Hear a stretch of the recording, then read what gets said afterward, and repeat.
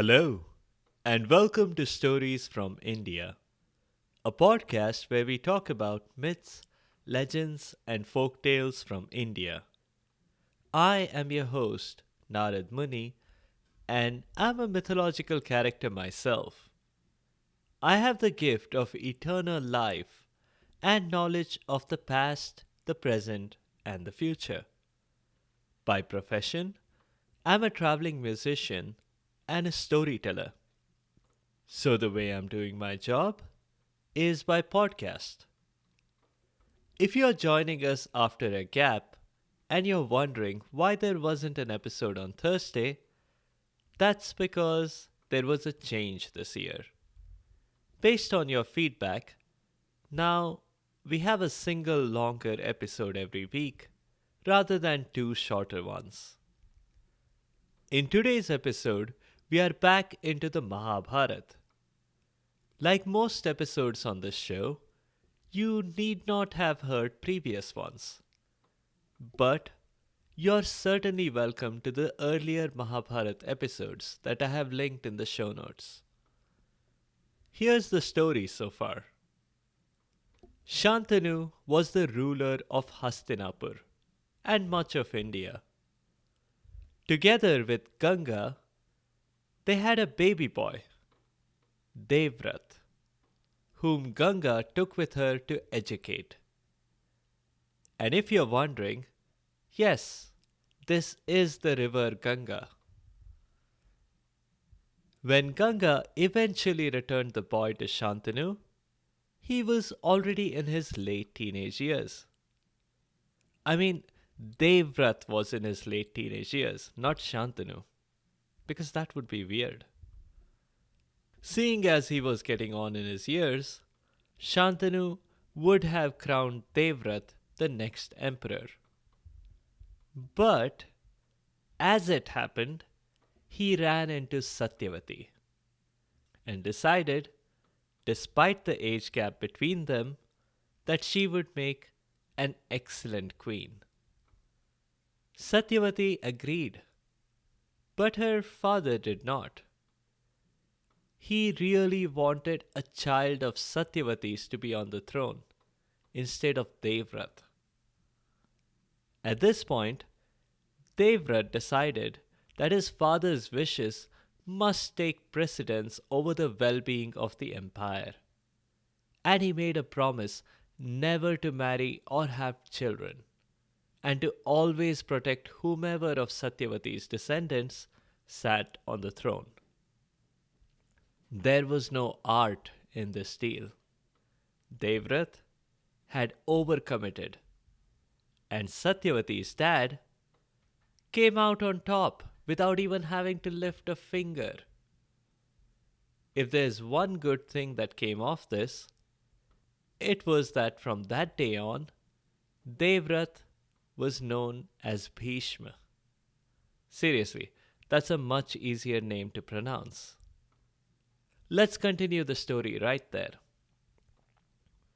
People in the empire had generally been looking forward to Devrat as their emperor.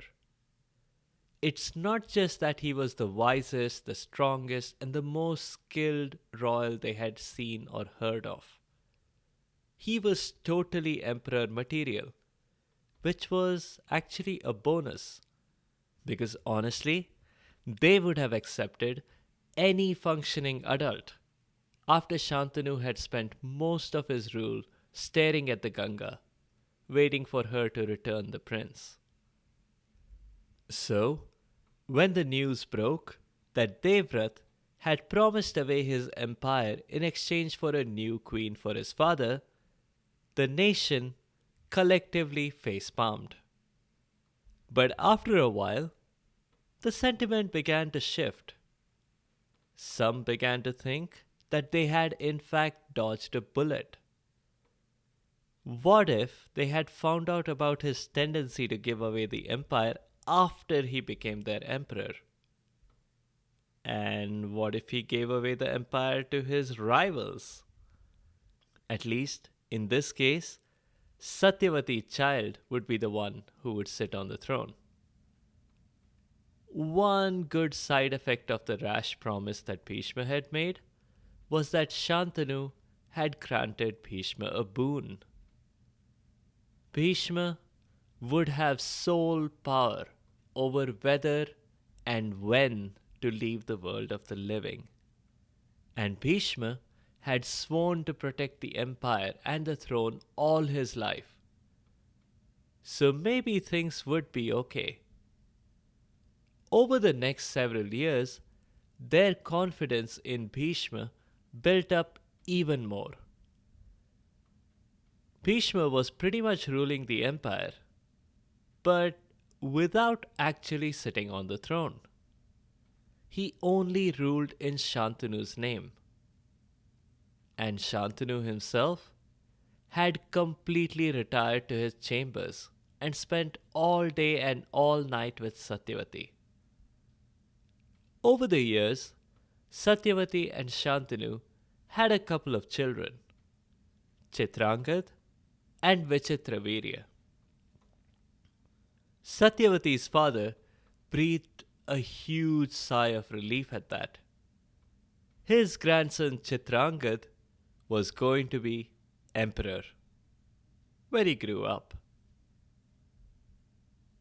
When the boys were still young, though, Shantanu passed away.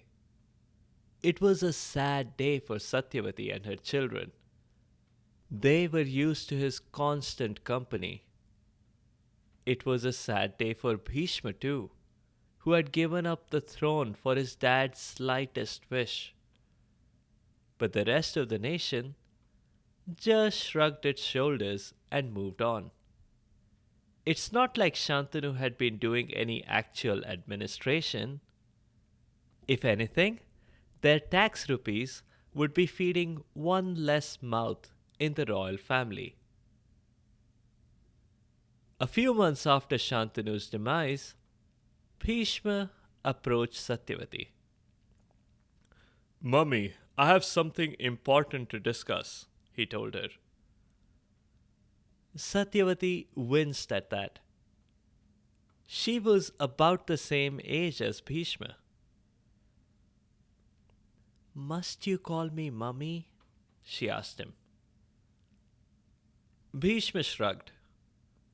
I can call you mum if you prefer, or mama, or ma, or mother if you prefer something more formal.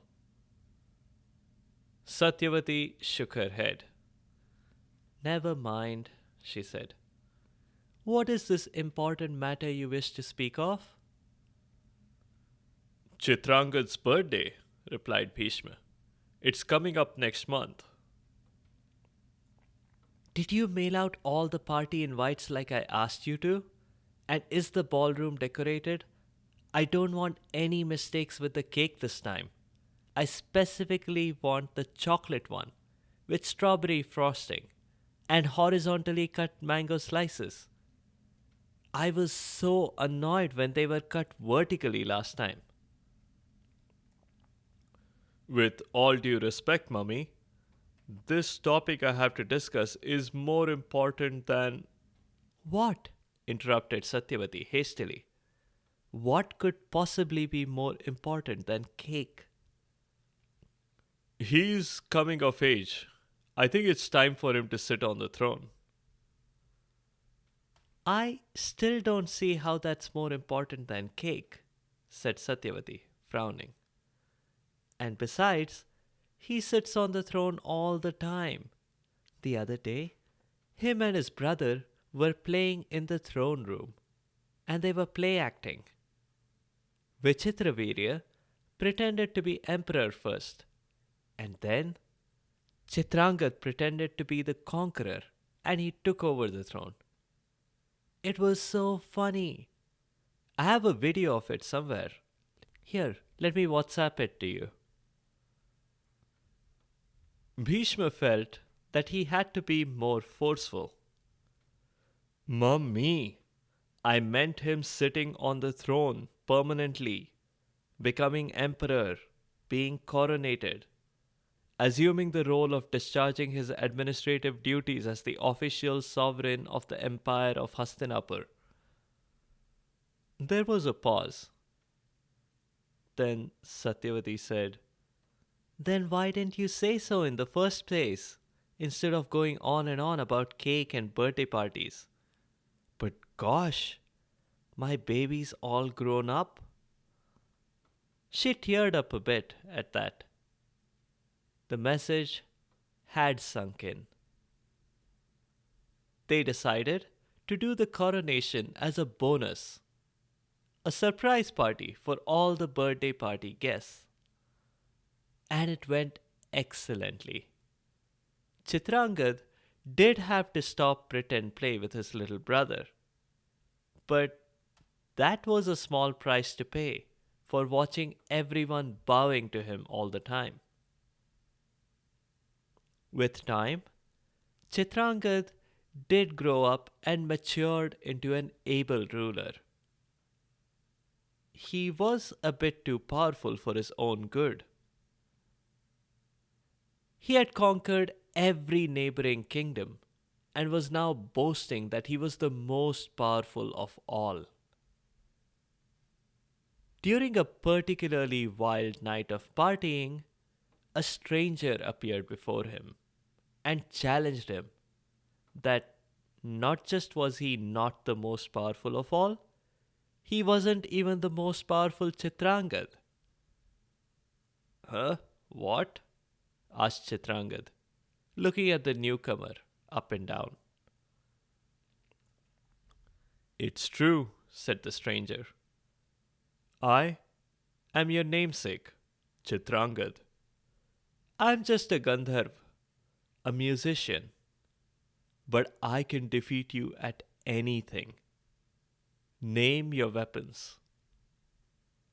Being short tempered and angry at what Chitrangad the musician was saying, Chitrangad the emperor quickly agreed to the duel.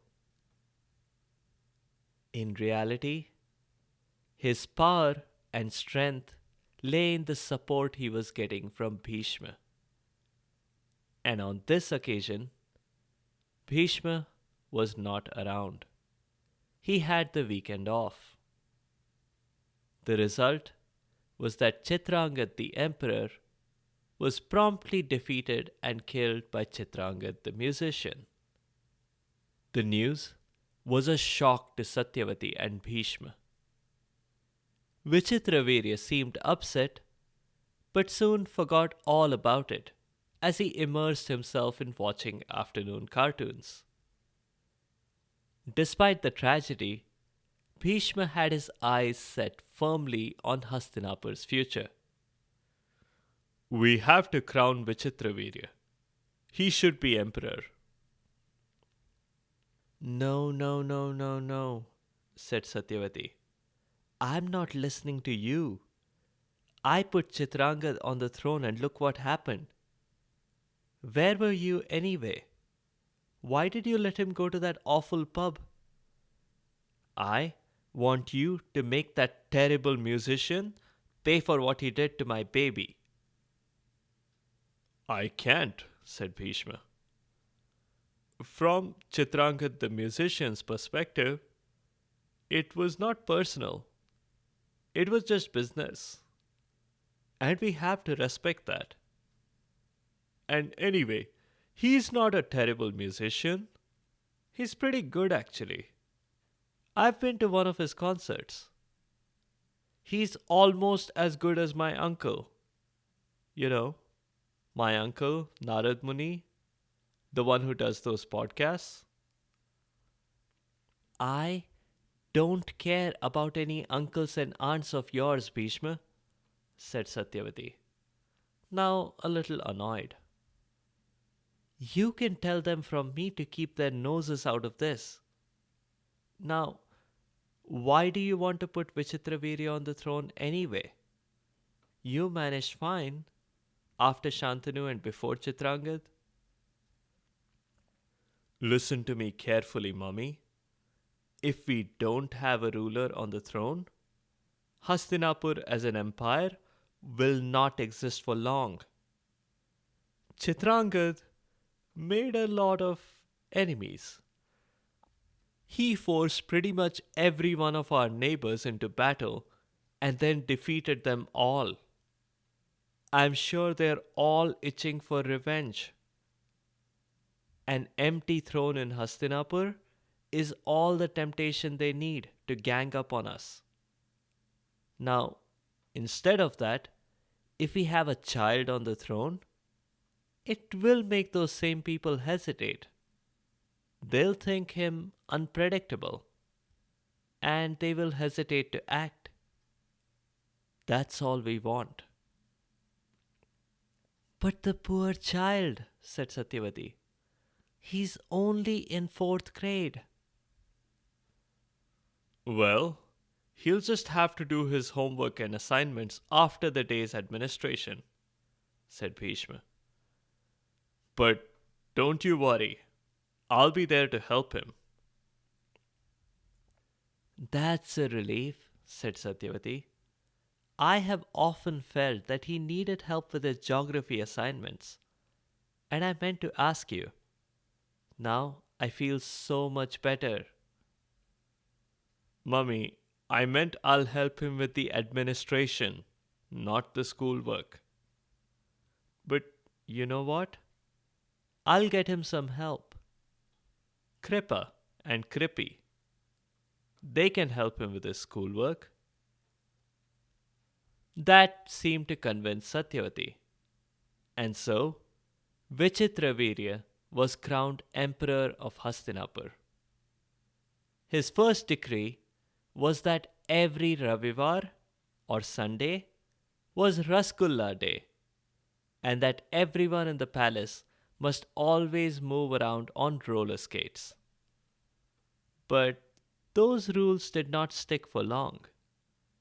Bhishma had a long talk with him to change his mind. It's a stretch to say that things were great. They were not. But the neighboring kingdoms did not invade, and that seemed to satisfy Satyavati and Bhishma.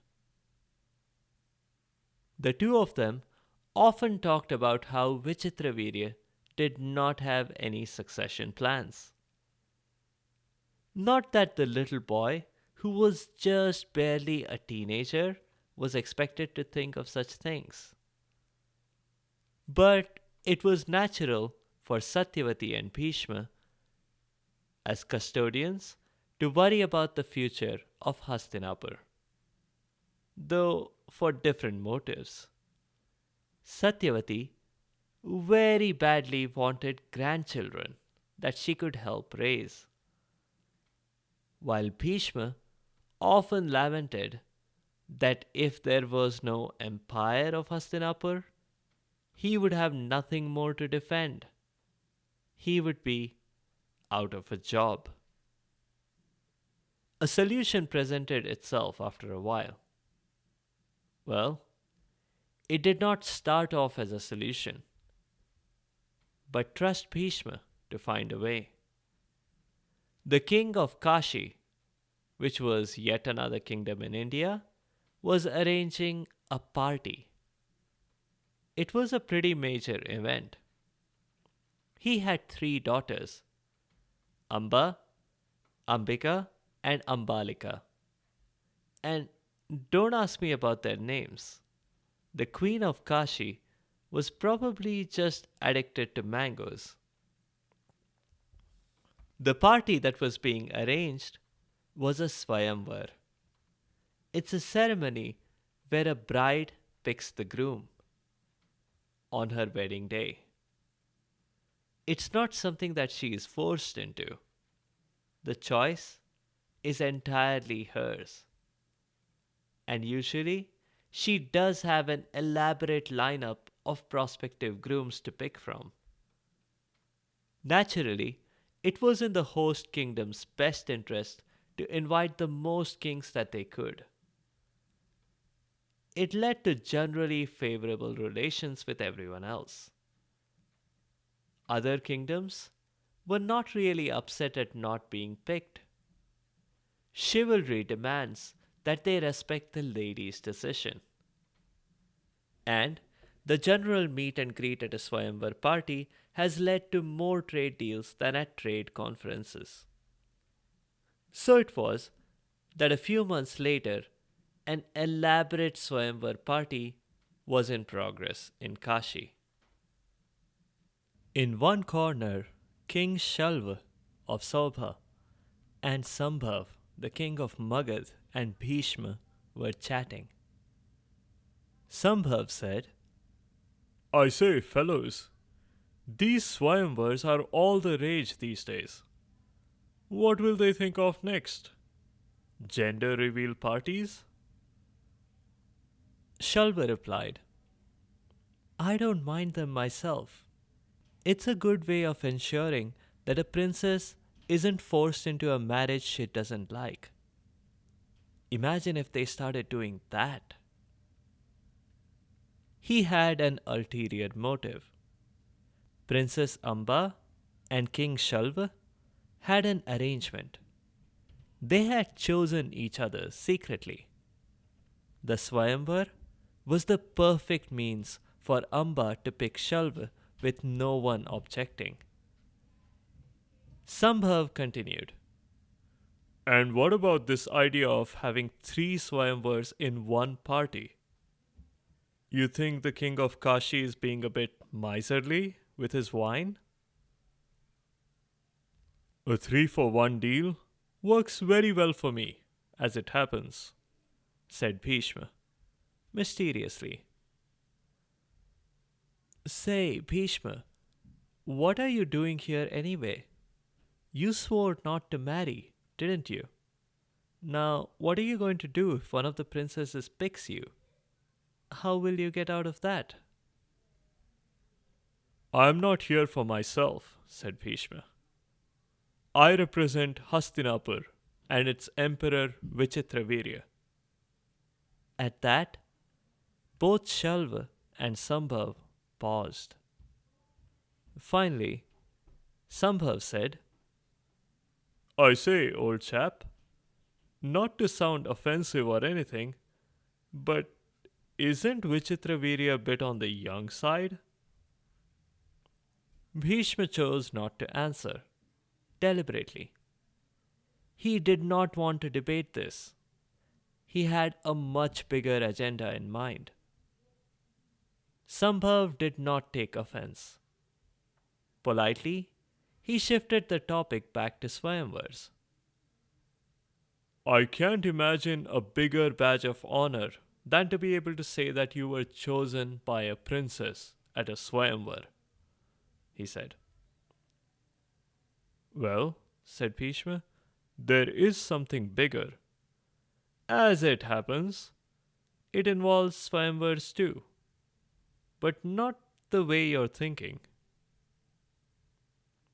Care to explain? Asked Shalva. But just then, the princesses entered the party room. Bhishma looked at them and then turned to Shalva. I'll do better than explain. I'll demonstrate. Here, hold my beer. And with that, Bhishma walked off towards where the master of ceremonies was enthusiastically introducing the princesses to rapturous applause. Bhishma walked right up and grabbed the microphone. And when you're the de facto ruler of Hastinapur, they let you do it. Sorry for the interruption, Bhishma began. I was just talking about something to my dear friend Shalva, right over there. He gestured at Shalva, while the king was desperately praying for a hole to swallow him up. Why was Bhishma pulling him into this? And right when Amba was watching. Bhishma continued, I have a question for this crowd. What earns more respect than to be picked by a princess at a Swayamvar? No one answered. No one? Said Bhishma. Well, I can't blame you for not thinking about it. I'll tell you the answer. How about this situation? In the presence of every powerful king in the world, one of them claims all three princesses, and not one person is able to stop him. The implication hit everyone at the same time. Bhishma dropped the mic and walked to the princesses and began escorting them to his chariot, which conveniently he had asked the valet to pull up ahead of time. Several kings began to move, but Bhishma had anticipated that. In a flash, he had his bow in his hands and had fired an arrow at the feet of Shalva, who had been the first guy to move. You missed, said Sambhav. No, he didn't, said Shalva, as he looked down at the arrow that had exactly nailed his shoes to the ground without actually hurting him. Everyone was stunned into silence as Bhishma escorted the ladies into his chariot. Adieu, adieu, to you and you and you, he said to the crowd, cheerfully, as he pulled out. It took a while for the crowd to mobilize. Part of the reason, of course, was there weren't enough valets, and it took a while to retrieve everybody's chariot. The first few kings certainly did not want to chase Bhishma on their own. Certainly not after what he had shown he could do with a bow and arrow. It took a while, but after that, they all gathered and began the pursuit. They did in fact catch up pretty quickly, particularly because Bhishma had decided to stop for a burger and fries at the rest stop. Amba, Ambika, and Ambalika so far did not know how exactly to process this. Was this a good PR moment or a disaster? The uncertainty certainly did not stop them from getting burgers and fries, though. Fresh off the meal loaded with calories, Bhishma drove the chariot with his three silent companions. But he stopped when he heard the loud sound of chariots behind him.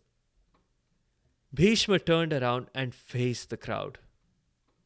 At least 100 chariots, and a small army behind each. This was not good. This was going to delay him, and then he wouldn't get to the next Burger Raja in time for dinner. He pulled out a megaphone. Please, don't make me do this. But the kings did not really listen. Their honor was at stake. Could they allow history books to remember their collective humiliation at the Swayamvar by a single person? Well, it turned out that history books would indeed remember how those kings were collectively humiliated at the Swayamvar. But history books would also remember how those same kings were then humiliated a second time on the battlefield. Because that's how the battle turned out. Maybe Bhishma was far too focused on not being late. But within minutes and in between picking his teeth, Bhishma had decimated the opposition and disabled their chariots. There was no further resistance. At this point, the mood in the chariot began to change. Ambika and Ambalika were now thinking that a guy like Bhishma was a keeper. Amba, meanwhile, was desperately praying that Shalva wasn't hurt in the battle. Amba's emotions were eventually going to lead to a lot of problems for Bhishma. But that's much later in the Mahabharat. That's all we have time to cover in this episode. In the next one, we'll continue the story and we'll see exactly why Bhishma's promises turned out to be such a bad idea. If you have comments or suggestions, or if there are particular stories you would like to hear, please do let me know by leaving a comment or a review on the site sfipodcast.com or tweet at sfipodcast. You can also find me on Instagram and Facebook. Be sure to subscribe to the show to get notified automatically of new episodes. Thanks to all of you listeners for your continued support and your feedback. The music is from purpleplanet.com. That's purple-planet.com. I'll see you next time.